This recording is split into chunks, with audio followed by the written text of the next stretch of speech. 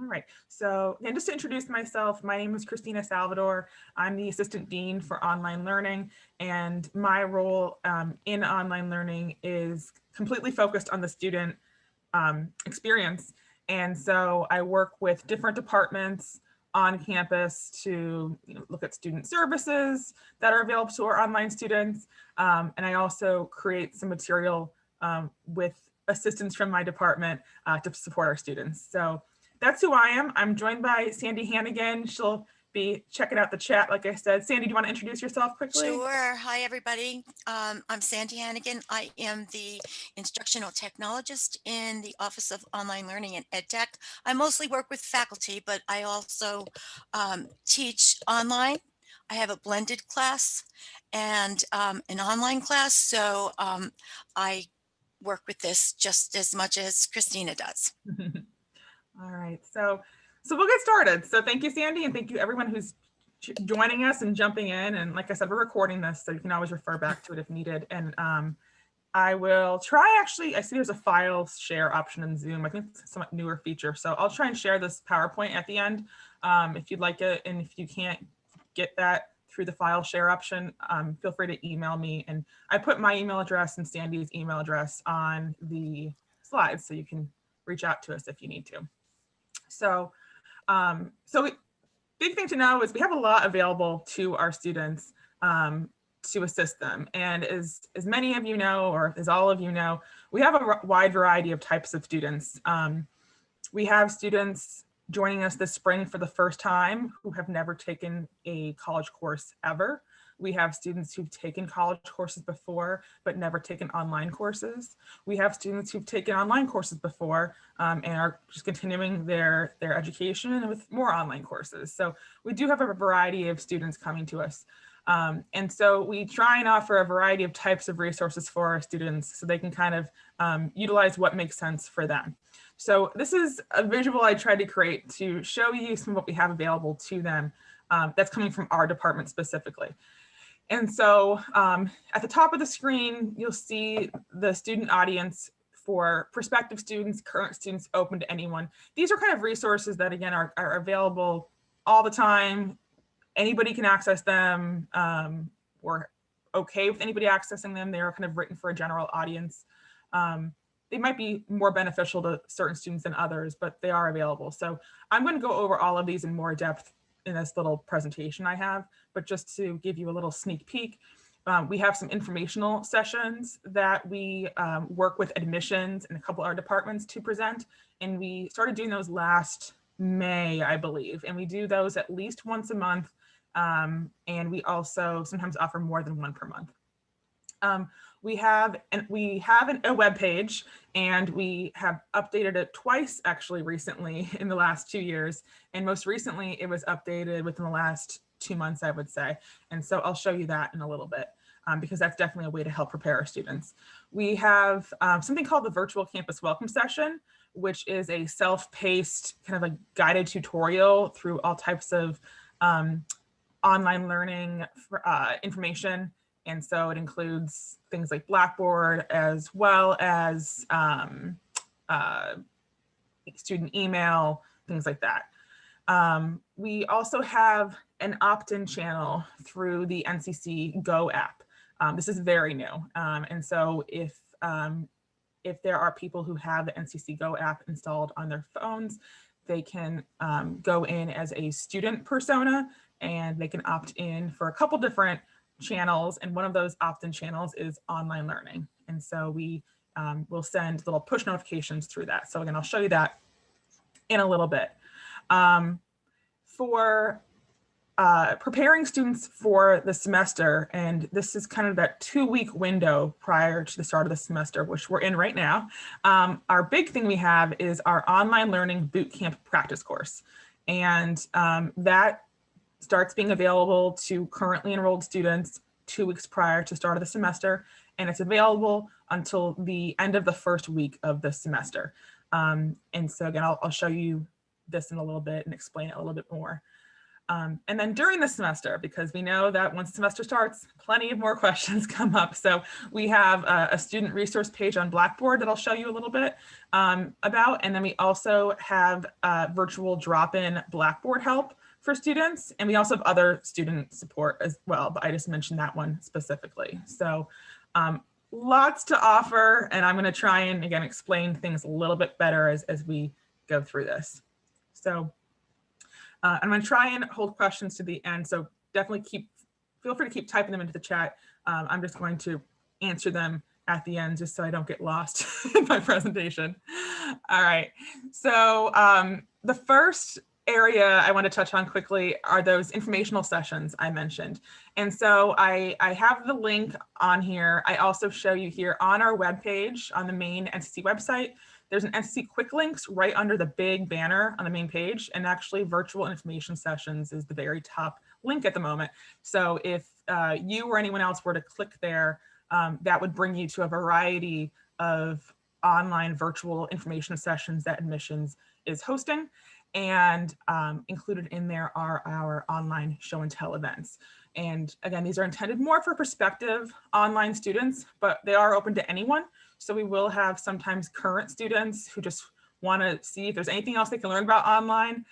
Sometimes there's students who are, again, current students who just haven't taken online courses before, so they just want to get some more information. But we definitely do get prospective students as well who haven't applied yet or have applied but haven't registered yet. And this is a kind of like a panel informational session. So I speak at it and give general information about online learning options at Northampton and kind of how it works. We also have a representative from the Learning Center talk about the resource the Learning Center has to offer to our online students, specifically tutoring and academic coaching. And then we have someone from our library speak and talk about the online friendly services and resources that the library has to offer. And then the big carrot for these sessions is that we have an instructor show one of their courses. So a little kind of sneak peek at how their course is laid out, how it works, just to give students an idea of what an online course could look like and how it could operate for them. Admissions does a quick talk about just next steps for students who haven't applied yet or haven't registered yet, and then we leave room for questions. We've been running these, as I said, since last May, and we've had usually at least one session per month, if not 2 or 3 per month. There's usually, I would say, smaller size groups of attendees, but there's usually a lot of engagement and a lot of questions and discussion at the end. And it always kind of is a very positive experience for all the panelists and for the people involved. They're always very thankful and appreciative, and they sound pretty confident verbally when they're just talking with us at the end about, registering or starting the courses. So it's always a fun session, in my opinion. All right, so the next area I mentioned earlier that I'll touch on real quick is, again, we updated our online learning webpage, and how you get to it from our website is on the main college website under academics, click online classes. And when you click there now, it's a webpage that has been updated to be much more designed for prospective students. There's some new video content added from faculty as well as online students and testimonial type videos. And just lots of information available for prospective students. But there is a current students link on that page that is designed more specifically for enrolled students. So information to help students prepare, information to help students understand when they can register for courses, what's available for online courses, all that good stuff. So again, the link to our direct page is up here, but also I show you here how you can get to it. All right, so this is one of my favorite tools that we have available for students. This is our virtual campus welcome session. So this is what I mentioned at the very beginning, that is a self-paced tool for students. So how students find out about this, they could find it on our webpage because we have it available to students and really to the public all year round. But we also send a targeted email to all of our currently enrolled students each semester now, about 2 weeks prior to the start of the semester. And I apologize, I have a typo at the top of the screen. This is really intended really for students who are enrolled in courses, but it is open to anyone. But it is available for them to refer back to. You can see here, this is the welcome screen, but there are a variety of links. It goes into a lot of detail to provide students information on, again, email, how their student email works, how they can get into it, email etiquette, how to submit online coursework. We include a lot of videos throughout this to provide students some visuals. And we include information about how to reformat documents because we know that that's an issue sometimes for students. And Ginny, I did see your question. This is good in my opinion for anyone, because although we design this for our online students, as we know, like the lines between online and in person are getting more and more blurred. All of our students are using email. They should be. All of our students, or most of our students, are using Blackboard. So I think that this could work for any of our students, but definitely students who are in some sort of online modality, whether it be remote, online, or online blended, or hybrid. We also have video conferencing information here, and we specifically touch on Zoom and Blackboard Collaborate Ultra, since they're the most common ones that you use. And we also have some of our resources included in here. So we touched on, again, library, learning center, and other services that are available to students. So this is designed through a tool called CourseArc. Again, it's a public link, so anybody can access it. And it is a mobile-friendly website as well. So students could access this from a tablet or cell phone and still be able to access all of the content. It's also completely accessible, which I love. I know, I think I saw Kathy Joe's on the call, but yeah, I love how easy it is to make this accessible for our students. All right, so next thing I'll mention is our opt-in channel. So I already mentioned this earlier, but just to show you some visuals, we include this on our webpage. In that welcome email that we send to our students 2 weeks prior, we do drive them to our one webpage where we mention a couple different steps that they could take advantage of, and one of them is this channel. And we include a link to this page, which if they access this link from their mobile device, they can just click opt-in and they're all set. And so they get, if they opt in, then usually every Monday so far, I send a message through it. And so I don't know how many of you have the NCC Go app installed on your phone, but if you have any apps installed on your phone and you've ever gotten those little, banners across your screen when a text message comes in or when an email comes in, the opt-in channel puts a little banner on your screen when we send a message. So every Monday I send a message out that lets students know usually that there's Blackboard help hours available that week or other timely information. And so this is a very new tool that we're using. So we're still building our subscribers, but we already have, I think, like close to 30 students opting in. And so we're hoping to keep growing that. But yeah, they get that little notification of whatever we decide to tell them that week or that day. But we try and limit it to just once a week, maybe twice a week message they can get. All right. This is my other favorite thing I wanted to talk about. This is our online learning bootcamp practice course. All right, so this is something that we started doing this past fall. And so how this works is that every currently enrolled student is automatically given access to this bootcamp practice course space on Blackboard. So when we send that initial welcome email out about 2 weeks prior to the start of the semester, we're also at that point giving all of those students access to this page on Blackboard. So they get this welcome email. It says, here's some tips to help you get started for the semester that's starting soon. One of those things we encourage you to do if you're a new online student or want a refresher in Blackboard is to check out our practice course, and here's how to get in. And all they have to do is go into Blackboard, and under My Communities, they'll see the link for Bootcamp Practice Course. Once they go into that, there's a welcome video they're brought to immediately that just kind of explains how the course, practice course works. It's like a little course tour video, and it tells them kind of how they can get started, but they really are free to use this however they want to. So you'll see along the left side of the screen, we've got some familiar looking links. We've got your instructor area, a learning content area, and a My Grades area. Now students have access to this 2 weeks prior to the start of the semester. And then we close this 1 week into the semester. And we close it because we don't want students to get confused thinking it's a real course. So we want to just kind of prepare them, give them access, and then once they're hopefully ready for the semester, we just hide it just to avoid any confusion that might happen. So just some more visuals of how the practice course looks. In the learning content area, we have practice activities folder, a helpful information folder, and a next steps area. And so practice activities, you'll see over here what we have available. So students can submit a practice assignment, journal, discussion board, a quiz, and they can practice connecting to Blackboard Collaborate Ultra or Zoom. So they would click into these, and each area has a short video tutorial that explains how to use that tool.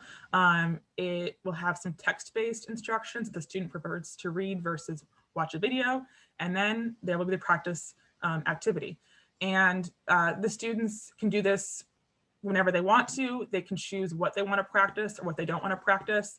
Everything is optional for this, so it is up to the student if they want to use a practice course and how much they want to use it.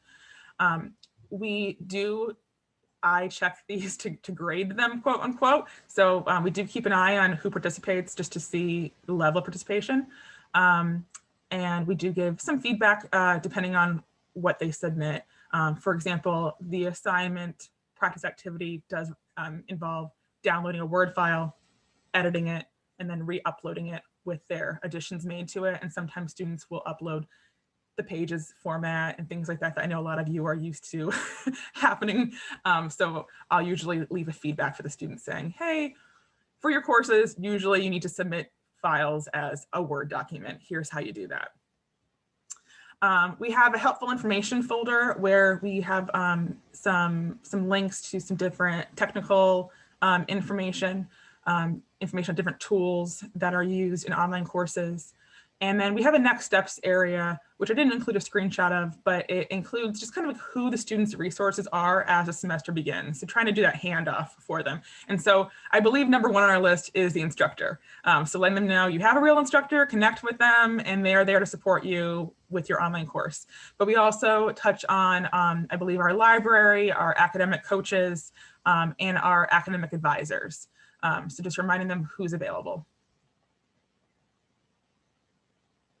All right, so again, that's preparing for the semester. So we also have a student resource page available to students. That 2-week prior mark, when I'm giving students access to the practice course, I'm sending that welcome email, I'm also giving them access to the student resource page. So this is also under my communities when they log in. So students already have access to this. And they'll have access to this throughout the semester. So they'll have access to this until the end of the semester. At that point, I usually clean out the people just so that we continue to have currently enrolled students accessing it.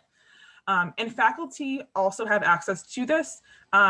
I am not the person who physically adds the faculty, but I'm told that if you're not in here yet, you're going to have access probably today at some point. And so we just, again, try and clean it out each semester so we only have current students and current instructors in here, but you'll have access to this. So again, anybody who has access can go through my communities and click the student resource page. Another way to get into here is that in everyone's Blackboard course pages, you've got a link for student information. And we've got the different subfolders in there for academic policies, student complaints, all that fun stuff. And then we also have a Blackboard and technology help area, as well as a student support services. And both of these areas, there is a link back to the student resource page. So we do kind of get a couple of different ways for students to get in here.